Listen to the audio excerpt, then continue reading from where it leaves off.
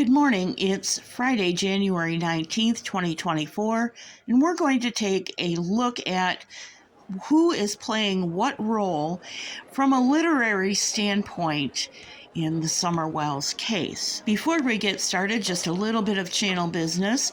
Welcome to the new subscriber. This is a secondary channel.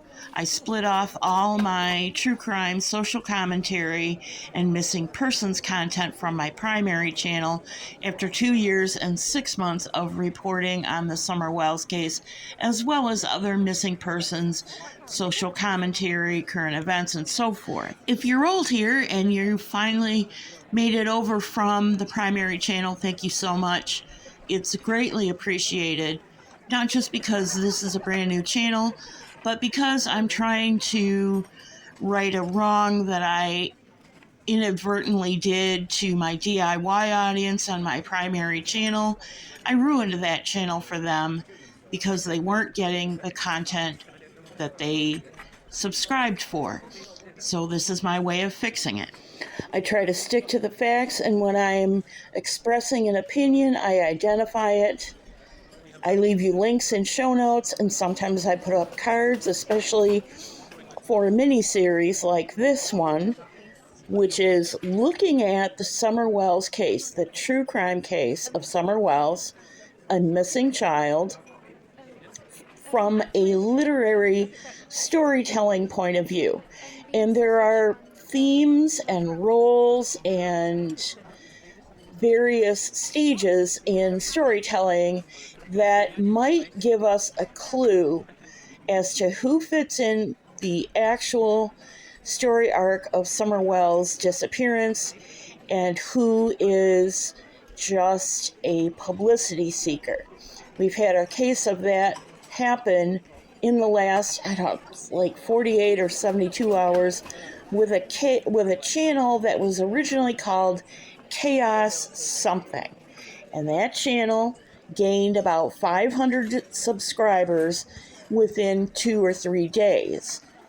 That's an example of a publicity seeker making the Summer Wells case about them and their fabulous discovery versus what actually happened to missing almost 8-year-old Summer Wells. And I should also acknowledge that it's entirely possible this person is a paid shill, for example, to take the focus off of what actually happened to Summer Wells versus anybody's theory.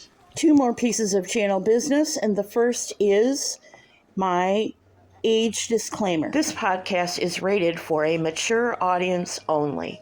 If you are under 18 years old, this content is not for you. Thank you for visiting us. There's plenty other content on YouTube for you to watch. Have a great day.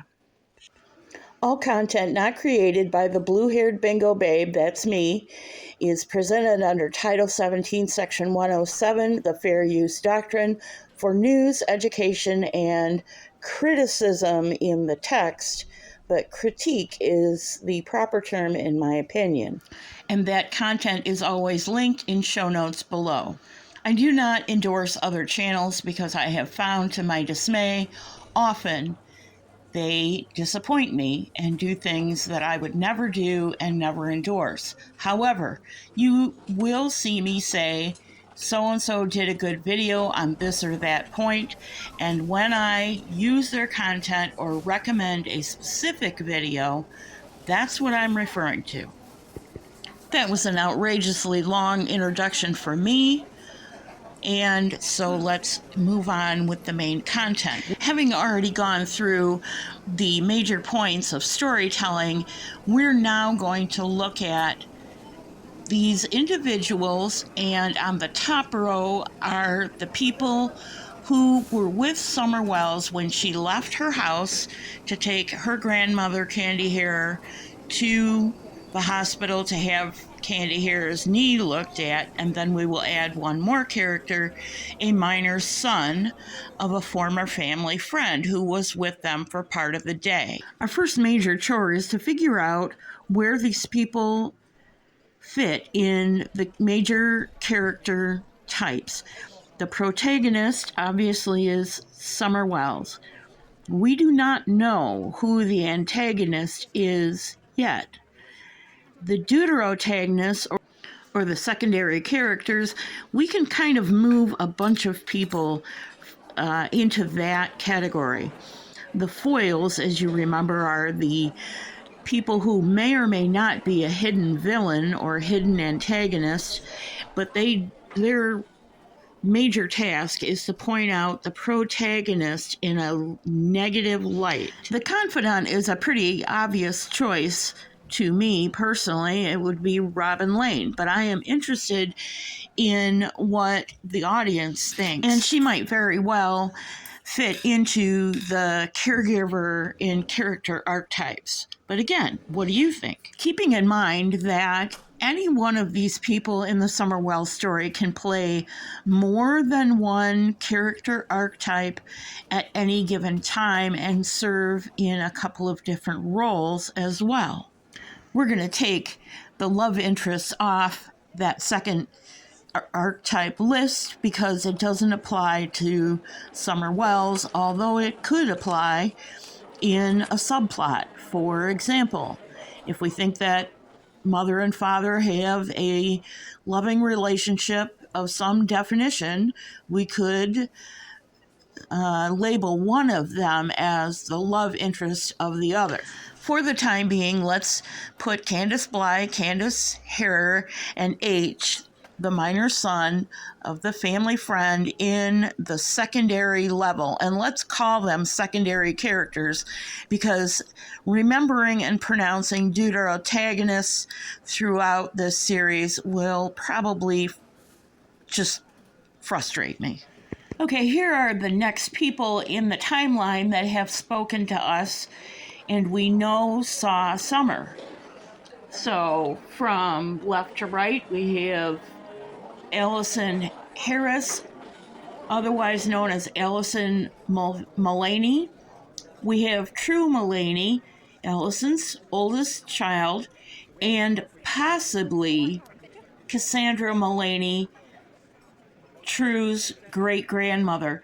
But I don't know for sure if I've ever heard her say, yes, I was there, or I saw Hunter get out of the truck, etc. It's difficult to figure out where to put these three in both character types and character archetypes, although I would say that True fits into the confidant or comforter character type.